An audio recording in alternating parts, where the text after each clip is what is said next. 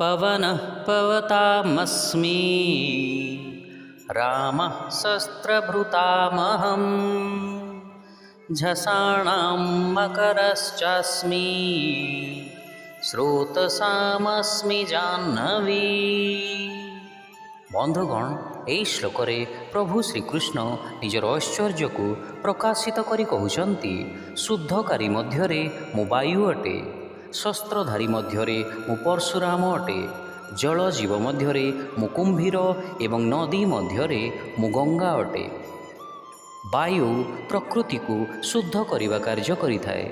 ଏହା ଅଶୁଦ୍ଧ ପାଣିକୁ ବାଷ୍ପରେ ପରିଣତ କରିଥାଏ, ଦୁର୍ଗନ୍ଧକୁ ଦୂରକୁ ବୋହି ନେଇଥାଏ ଏବଂ ଏହା ନିଆଁକୁ ଜଳିବାକୁ ଅମ୍ଳଜାନ ଯୋଗାଇଥାଏ। ତେଣୁ ଏହା ପ୍ରକୃତିର ବିଶୋଧକ ଅଟେ ଏବଂ ଶୁଦ୍ଧକାରୀ ମଧ୍ୟରେ ପ୍ରଭୁ ଶ୍ରୀକୃଷ୍ଣଙ୍କ ଐଶ୍ୱର୍ଯ୍ୟ ମଧ୍ୟ ଅଟେ।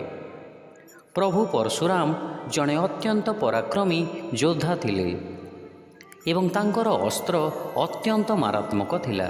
ତଥାପି ନିଜ ଶ୍ରେଷ୍ଠତା ପ୍ରତିପାଦନ କରିବା ଉଦ୍ଦେଶ୍ୟରେ ସେ ତାହାର ଅପବ୍ୟବହାର କରୁନଥିଲେ। ଅସ୍ତ୍ରର ବ୍ୟବହାର ସେ କେବଳ ସମାଜର ମଙ୍ଗଳ ପାଇଁ କରିଥିଲେ। ତେଣୁ ସେ ଯଥାର୍ଥ ଅସ୍ତ୍ରଧାରୀ ଥିଲେ ଏବଂ ତାଙ୍କୁ ଶସ୍ତ୍ରଧାରୀ ମଧ୍ୟରେ ଶ୍ରେଷ୍ଠ ଭାବରେ ବିବେଚିତ କରାଯାଇଛି। ରାମ ମଧ୍ୟ ଶ୍ରୀକୃଷ୍ଣଙ୍କର ଅବତାର ଥିଲେ ଏବଂ ଶ୍ରୀକୃଷ୍ଣ ତାଙ୍କୁ ନିଜର ସ୍ୱରୂପ କହୁଛନ୍ତି।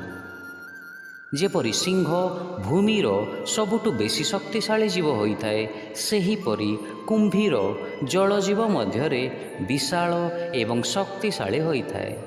ଅତଏବ ପ୍ରଭୁ ଶ୍ରୀକୃଷ୍ଣ ଜଳଜୀବ ମଧ୍ୟରେ କୁମ୍ଭୀର ଅଟନ୍ତି। ଗଙ୍ଗା ଏକ ପବିତ୍ର ନଦୀ ଅଟେ, ଯାହା ବିଷ୍ଣୁଙ୍କର ଦିବ୍ୟ ଚରଣରୁ ନିର୍ଗତ ହୋଇଥାଏ। ଏହା ଦିବ୍ୟ ଧାମରୁ ପୃଥିବୀକୁ ଅବତରିତ ହୋଇଥାଏ। ଅନେକ ଋଷିମୁନିମାନେ ଗଙ୍ଗା ତଟରେ କଠୋର ସାଧନା କରି ଏହି ଜଳର ପବିତ୍ରତା ବୃଦ୍ଧି କରିଛନ୍ତି। ଏହାର ଜଳ ଅନ୍ୟ ନଦୀମାନଙ୍କର ଜଳଠାରୁ ଭିନ୍ନ ଏବଂ ଏହାକୁ ପାତ୍ରରେ ଭରି ବର୍ଷ ବର୍ଷ ରଖିଲେ ମଧ୍ୟ ଏହା ନଷ୍ଟ ହୁଏ ନାହିଁ। ପୂର୍ବରୁ ଗଙ୍ଗା ଜଳରେ ଏହି ଗୁଣ ବହୁ ମାତ୍ରାରେ ଥିଲା, କିନ୍ତୁ ଆଜିକାଲି ଲକ୍ଷ ଲକ୍ଷ ପ୍ରଦୂଷକ ଏଥିରେ ମିଶିବା ଫଳରେ ଏହି ଗୁଣ ହ୍ରାସ ପାଇଛି।